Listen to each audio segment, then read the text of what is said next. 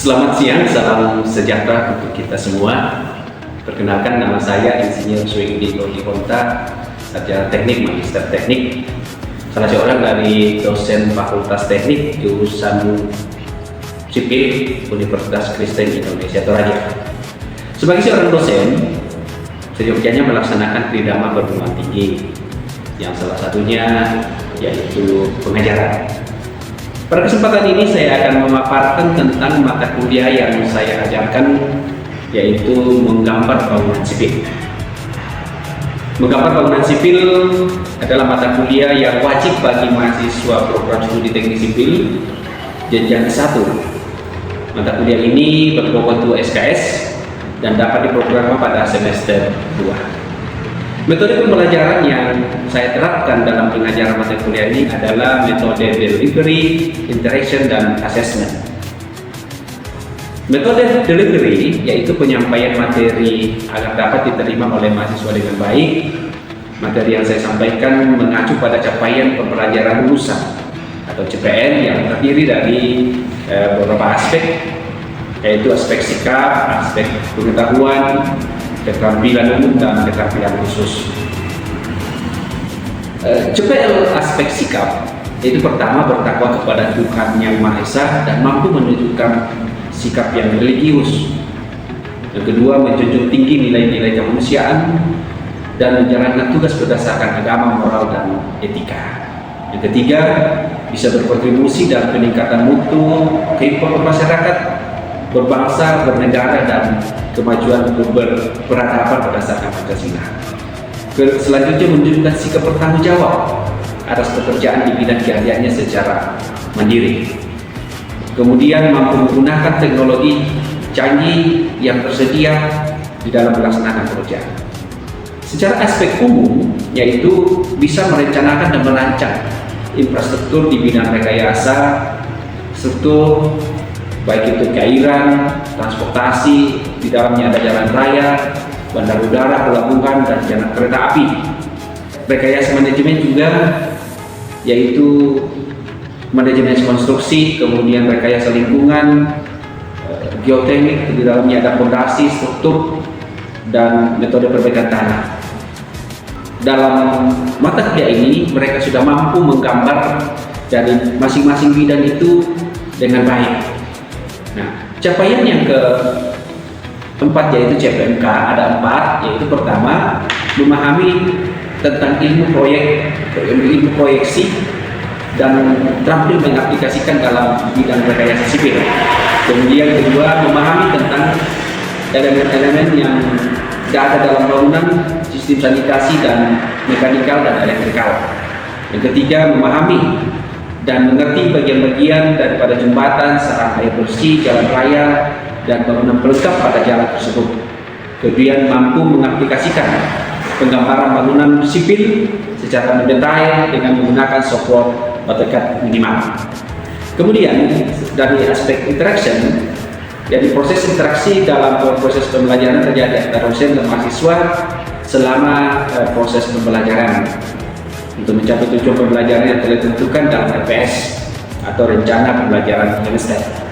Sistem interaksi yang digunakan dalam metode ini yaitu Student Learning Center yang menitik beratkan peran mahasiswa dalam proses pembelajaran yang aktif. Dan dalam hal ini, kebetulan ini mata kuliah menggambar lebih banyak dibentuk dalam kreativitas dalam laboratorium menggambar secara langsung dan dipandu. Kemudian dari assessment, ini ada indikator penilaian. Pertama, kehadiran itu 10%, tugas 25%, keaktifan dalam diskusi 10%, UTS 20%, dan ujian akhir semester 35%. Indikator ini disampaikan kepada mahasiswa pada awal perkuliahan agar mahasiswa dapat mengetahui indikator-indikator yang kita gunakan. Kemudian deskripsi mata kuliah ini yaitu menggambar bangunan sipil adalah mata kuliah wajib dan dasar yang harus dikuasai oleh seorang sarjana teknik sipil.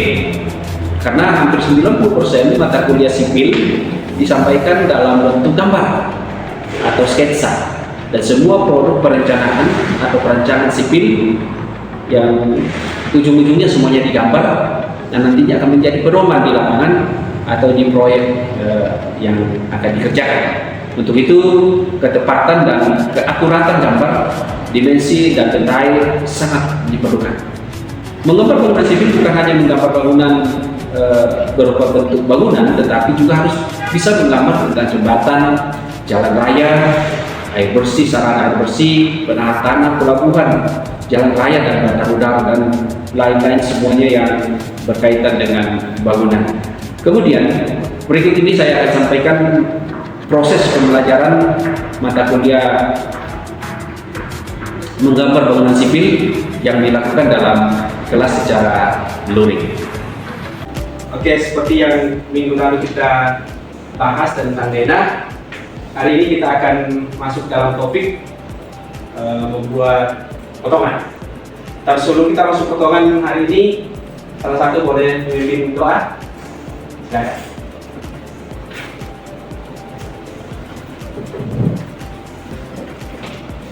Bapak dosen yang kami hormati beserta dengan teman-teman, sebelum kita memulai kegiatan kita di pagi hari ini, mari kita minta pertolongan sama Tuhan, kita berdoa. Di tengah-tengah kehidupan kami Tuhan, kami senantiasa bersyukur atas nikmat yang Tuhan berikan kepada kami. Kami alaskan dalam nama Bapa, Anak dan Roh Kudus. Amin. Amin. Terima kasih. Sekarang kita akan masuk dalam potongan seperti yang ada di depan. Ini adalah DENA. Ini untuk lantai 1. Lantai 2-nya kita ambil sama saja dengan lantai 2. Mungkin nanti kita membuat kebutuhan menggambar teknik, kita harus mengetahui tentang potongan. Ya. Walaupun sekarang ini sudah banyak yang membuat dalam bentuk visualisasi atau 3 dimensi, tapi tentang potongan tetap kita butuhkan. Karena di potongan itu kita akan melihat di dalamnya, katakanlah ini 2 lantai, di dalamnya kita akan melihat berapa dimensi dari setiap struktur yang ada, mulai dari fondasi, apakah kita menggunakan fondasi biasa atau fondasi telapa. Di sini akan muncul ukuran-ukuran atau dimensi yang akan kita jadikan produk kita menggambar teknik dan menjadi pedoman bagi tukang nantinya. Jadi semuanya harus punya dimensi atau ukuran, berapa lebarnya, berapa tingginya, dan itu harus dilengkapi semua di potongan. Ya. Jadi semuanya harus jelas, karena itu akan menjadi pedoman di lapangan. Tukang tidak akan pernah melihat bahwa bentuk 3 dimensinya seperti ini. Itu hanya visualisasi. Tapi yang sebenarnya yang menjadi pedoman adalah potongan. Iya. Mungkin ada yang bertanya? Tidak ada? Saya bertanya. Ya, silakan. Kenapa harus terlebih dahulu menggambar potongan dibandingkan tampak? Oke, terima kasih. Memang sering orang dari DENA langsung membuat tampak. Tapi biasanya tampak, kalau kita langsung gambar tampak, hasilnya itu berbeda dengan potongan. Karena biasanya dari tampak kita langsung, misalnya ini garis atap, ini langsung didudukkan di sini, padahal masih ada gording, masih ada kuda-kuda, masih ada atap. Akhirnya biasa berbeda 20 cm atau 30 cm. Nah, makanya biasanya kalau habis dari potongan untuk tampak bisa langsung dibuat dengan menghapus yang tidak kelihatan. Jadi paham tentang potongannya. Potongan itu seakan-akan ini ruangan kita potong. Jadi hal-hal yang ada di dalam ruangan ini kelihatan. Jadi misalnya ini katakanlah di ruang kelas ini kita potong, yang di luarnya itu tidak kelihatan, hanya berupa dinding dan jendela. Kalau kita masuk, oh ada isinya, ada kursi, ada komputer, ada orangnya juga. Jadi itu yang nampak. Jadi itu filosofinya potongan. Jadi kita memotong sebuah bangunan, pertama itu untuk mendapatkan kejelasan, mendapatkan detail, mendapatkan tentang ukuran-ukuran berapa. Karena biasa bingung orang kalau berapa tingginya. Di lapangan biasa saya ketemukan bahwa berapa tingginya Pak? Ternyata di potongan itu tidak ada. Misalnya ini ketinggiannya 3 meter. Di sebelah ini ada puset tapi tidak ada ketinggiannya. Jadi semuanya dengan puset, berapa tingginya, berapa lebarnya harus ada nampak semua. Jadi semuanya punya dimensi, punya ukuran. Jadi proyek-proyek semua itu berpedoman sama potongan, denah potongan. Biasa kalau di lapangan lebih banyak kita ketemukan bahwa tampak itu diabaikan, tapi yang penting itu potongan. Ya, kita untuk masuk itu. Tapi sebelum kita latihan, mungkin saya ajari dulu bagaimana membuat potongan secara sederhana. Katakanlah ini kita punya denah. Kita pertama membuat garis bantu. Garis bantu, ambil titiknya,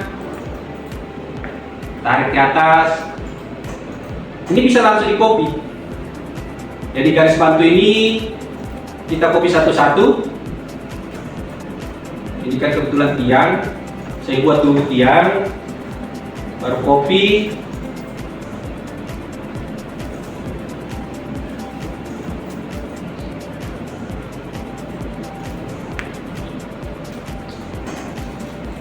Ini sudah secara struktur. Ini kita tinggal membuat berapa tingginya. Jadi misalnya pertama kita mau punya ketinggian bangunan 4 meter. Kita langsung buat ketinggian 4 meter. Di sini pakai milimeter. Ya, itu 4 meter. Jadi kalau kita mau cek dimensinya berapa, ini langsung bisa langsung kamu coba di masing-masing komputer berapa tingginya. Tetapi di sini kita harus berhitung bahwa ini sudah termasuk plat. Jadi ada tebal plat itu umumnya 12 cm. Baloknya kebetulan ini panjang balok 4 meter jadi 1/10. Kita ambil, ya sambil dicoba, sambil dilihat dan dicoba masing-masing di komputernya. Saya pakai balok 37. Ya, seperti itu.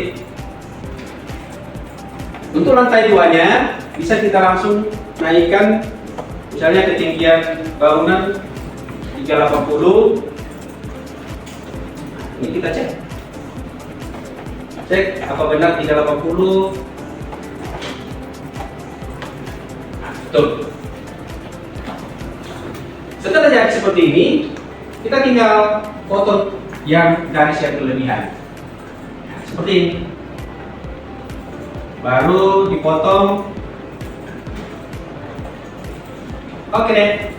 Nah, itu yang terjadi. Untuk sementara ini. Untuk slope-nya kita ambil ke bawah mungkin 30 cm. Jadi sambil ikuti ya. Mungkin fondasi telapannya kedalaman 150 cm.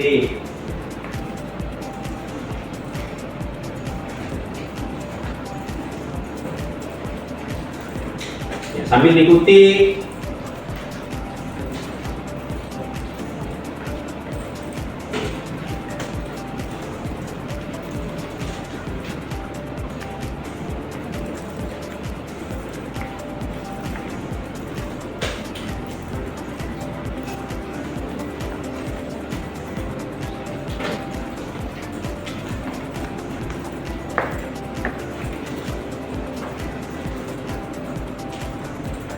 Jadi kita pakai telapor semua, tinggal di copy-copy. Nah, jadi kita mau cek berapa lebar kelapa yang terjadi. Kalau terlalu besar bisa kita kecilin. 175 terlalu besar, bisa kita press sedikit. Jadi ini untuk menggambarkan kita punya potongan. Nah, untuk kemiringan atap, rata-rata kalau rumah tinggal minimal 30 derajat. Jadi kita bisa langsung ambil dari sini, anggaplah ini ring balok. Ring baloknya 20 cm. Kemiringan atap saya pakai 35.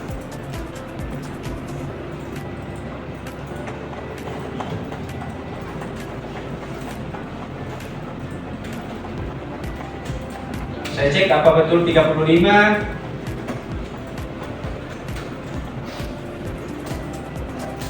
Oke. Ini 35 derajat. Kalau terlalu curam, biasanya kan mengarah ke gereja kalau curam.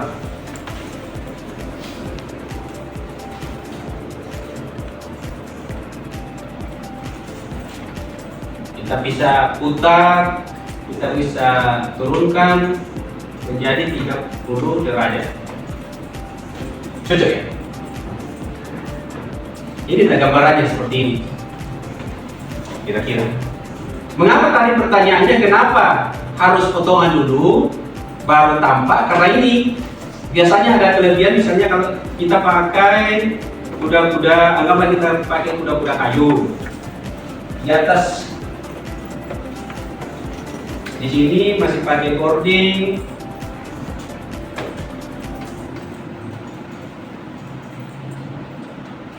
Nah, coba diperhatikan di sini di ujung atap ini minimal 1 meter keluar. Karena kalau kurang dari itu bangunan kita terbias. Jadi minimal saya ambil ini 120. Jadi 120 cm keluar dari dinding. Jadi saya teruskan. Saya pindahkan.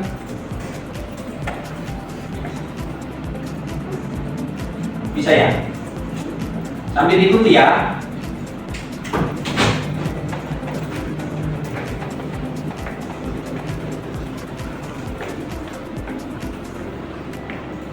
Ya, 120 ini. Jadi bisa kita, kalau gampangnya kita langsung mirror dari sini dapat ya.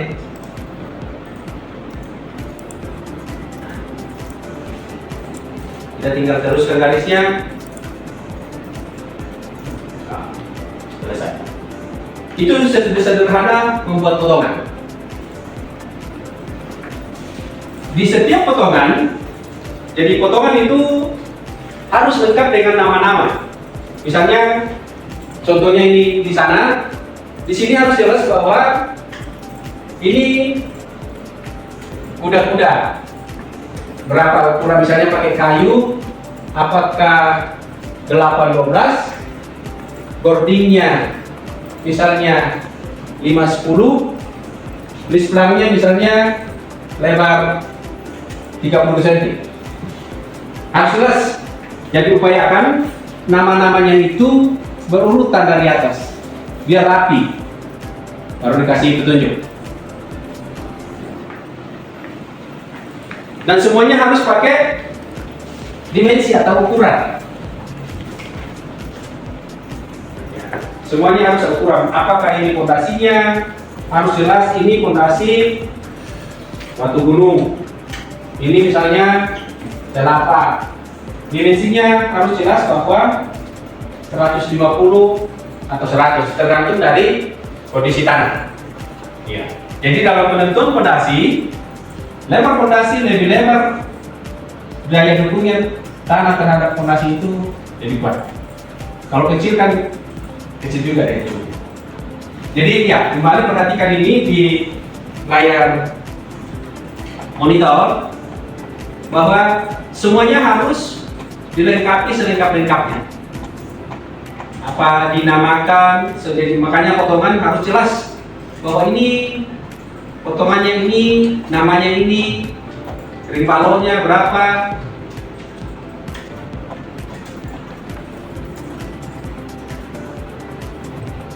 Tinggal di copy-copy.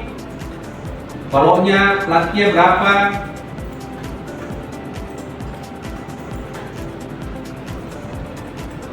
Jadi untuk rapinya, tips untuk ini, di sini semua ukuran. Sisi ini kita kasih ukuran, nanti di sini sebelah sana baru kita kasih nama-nama.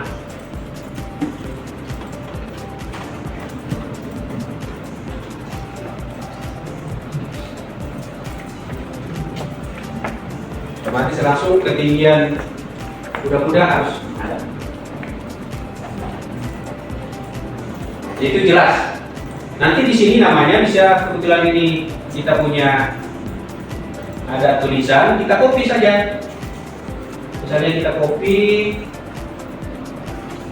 ini kuda-kudanya supaya lurus,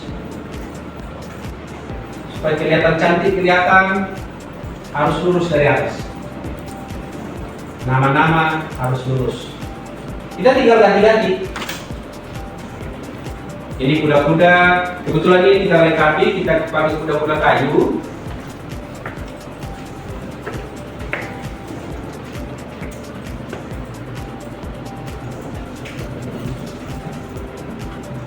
Sambil diikuti ya.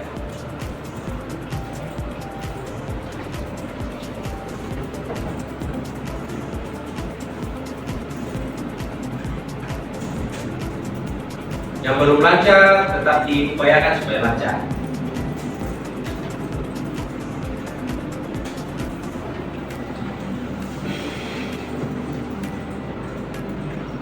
Sebenarnya menggambar itu gampang, yang penting dilatih. Kalau tidak dilatih pasti tidak bisa.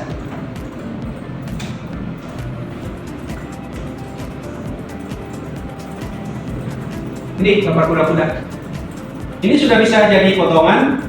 Kalau kita menggambar potongan sudah jadi dengan lengkap, tampaknya otomatis gampang dikerjakan. Tapi itu nanti minggu depan kita lanjutkan tentang tampak. Jadi kita lengkapi potongan ini, kita tinggal memberi nama. Ini tiang raja. Tahu tiang raja? Yang utama di kuda-kuda.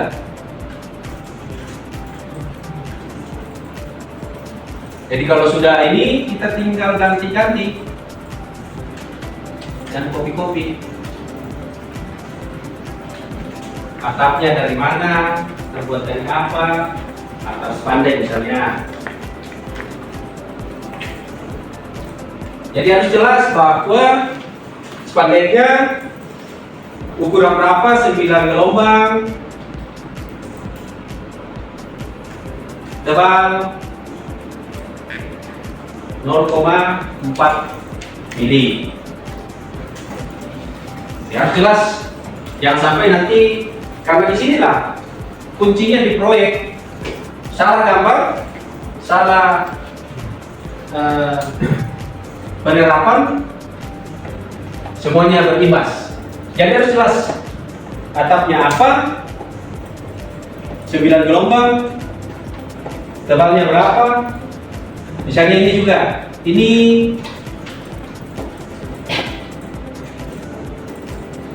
kuda-kuda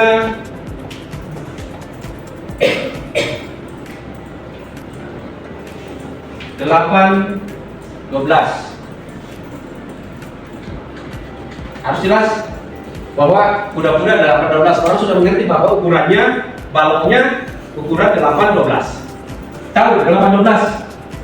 28-12 itu seperti ini. Misalnya ini balok, yang 8-nya ini, yang 12 ini. Untuk ukuran kayu. Kalau untuk panel C seperti ini. Yang ditentukan biasa tingginya 75, tebalnya 70, 0,75 mili. Panel C. Jadi dalam penggambaran potongan harus jelas semuanya. Iya. Jadi dimensi, jarak-jarak itu harus jelas. Coba dilatih dulu, kira-kira bagaimana? Bisa ya? Kayak biasa. Dicoba-coba. Sampai di sini ada pertanyaan? Atau latihan? Latihan dulu, latihan.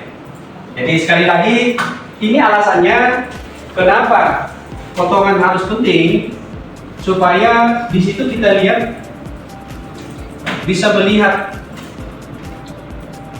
apa yang ada di dalam, berapa. Misalnya ini kalau kita jelaskan ini kan sudah balok. Ini tinggal balok, ukurannya. Nah di situ. Kalau kita mau arsip, tinggal diarsip. Jadi ingat, barang yang terpotong harus diarsip. disesuaikan dengan material arsiran. Kalau kayu, arsiran kayu, kalau beton, arsiran beton.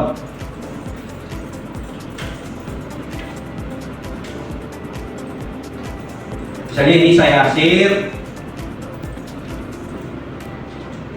sesuai dengan arsiran beton.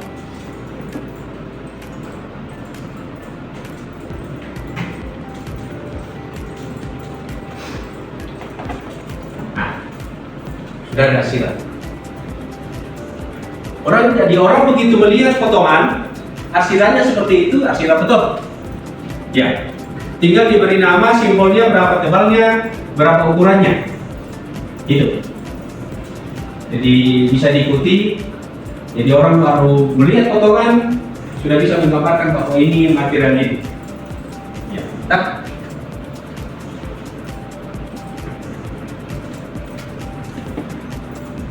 Bisa dilatih? Bisa.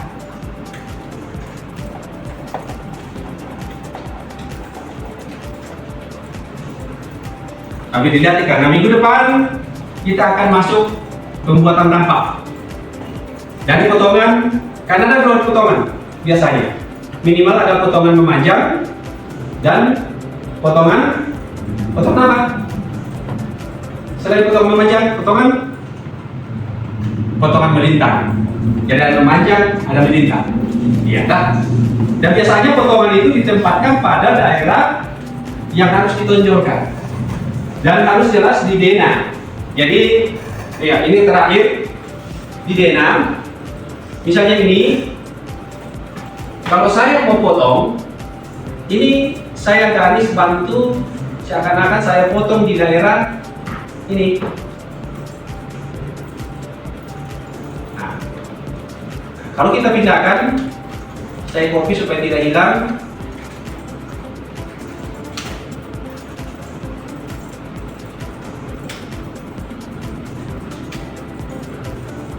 Seakan-akan saya berdiri di sini. Nah, ini yang kelihatan itu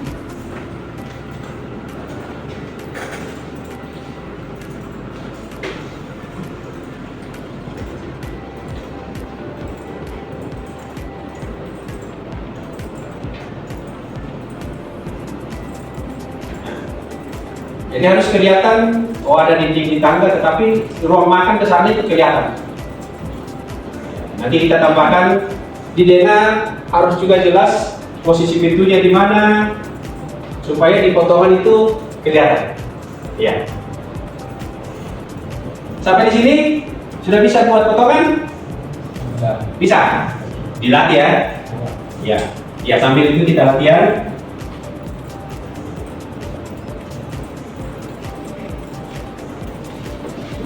Dibuat lantai bawahnya, baru dipotong di atasnya, baru bikin atap.